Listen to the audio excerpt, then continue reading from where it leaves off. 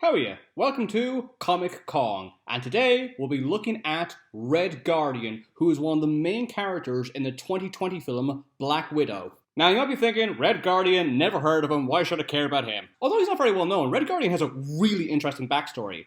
Now, this first fact is a bit long, but bear with me on this. His real name is Alexi Shostakov. Shostakov was a respected test pilot for the Soviet Union, and he was known throughout Russia since he was married to the famous ballerina Natalia Romanovna. The Soviets believed that Shostakov could become Russia's equivalent of Captain America, and so pushed him to become the superhero Red Guardian. To protect his identity, they told Shostakov that he wasn't allowed to have ties to anyone in his personal life, including his wife. The people over the Red Guardian program told Natalia that Shostakov died during an experiment. Natalia was so devastated, she asked the Soviets if she could do something to commemorate her husband's memory. The Russians were counting on this and pushed Natalia to take part in the Red Room program, which turned her into a superhuman spy.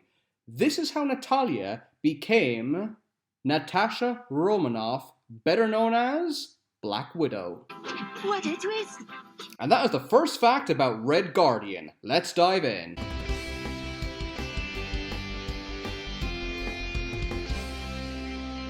Alexi Shostakov debuted as Red Guardian in Avengers number 43 in 1967. He is portrayed by David Harbour in the film Black Widow. A lot of people assume he has the same abilities as Captain America. However, the serum that made Steve Rogers turn into Captain America has never been able to be successfully duplicated. Although he has no superpowers, Red Guardian is an astounding athlete and fighter. He is also considered to be one of the world's greatest pilots. Red Guardian has a disc on his belt which he can detach and hurl like a weapon. He uses a special magnet that allows the disc to return to him. Although Shostakov was a hero, years have been manipulated by the Soviets to turn him callous and aggressive. Shostakov was brainwashed, so he saw the Avengers as a threat to Russia. When he encountered the Avengers, his mask fell off, revealing his face. When Black Widow saw him, she realized that the Red Room agents had lied about his death to manipulate her. When she explained this to her husband, Shostakov realized he was being manipulated and so became an ally to the Avengers. He eventually stepped down as Red Guardian and took on the mantle of the assassin, Ronin. If that costume looks familiar to you, it's because Hawkeye became Ronin in the film Avengers Endgame. The character was created by Roy Thomas and John Buscema. Roy Thomas co-created Wolverine and Ultron. John Buscema is a prominent writer of The Silver Surfer. When Marvel rebooted in the millennium, they tried to make the characters much darker and grittier, which was the style at the time. They went a bit overboard with Red Guardian,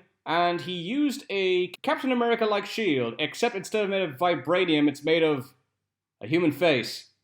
That is a bit unnecessarily dark. Although Alexi Shostakov is the official Red Guardian, there are many others who have taken on the mantle. Chronologically, Alexi Lebedev was the first Red Guardian, although he debuted in the comic 24 years after Shostakov, because comics are terribly confusing. He was killed during the Soviet purge in the 1950s. Tania Belinskaya was the first female Red Guardian. She has the power to store energy, which allows her to fly, generate shields, or shoot energy blasts. After she lost the mantle of Red Guardian, she took on the name Starlight. No, not that one. Josef Petkus was a member of the Supreme Soviets. When the Soviet Union collapsed, he allied with the Avengers and became known as Steel Guardian. There is a Russian mutant called Nikolai Krylenko, better known as Vanguard, who has the ability to create an energy field around his body. He fights with a hammer and sickle that is modeled off the communist symbol. He eventually became the new Red Guardian. There's another Red Guardian called Krasno-Konitsky. By the way, if you're Russian, I'm terribly sorry for mispronouncing anything. In my defense, I'm Irish. I can't even pronounce English words. I can't even say the word film properly, which people regularly mock me for. Anyway, Krasno-Konitsky, which I mispronounced, worked with Maverick, who was experimented on in Weapon X at the same time as Wolverine. Konitsky was eventually executed by the KGB. There are two other Red Guardians called Anton and Chilovkyev, but they turned out to be robots. In terms of super teams that he's been a member of, he's been part of the Legion of the Unliving and the Black Ocean Society. It's a secret society in Japan. Although it sounds like a typical comic book name, it is a real secret society that exists in Asia.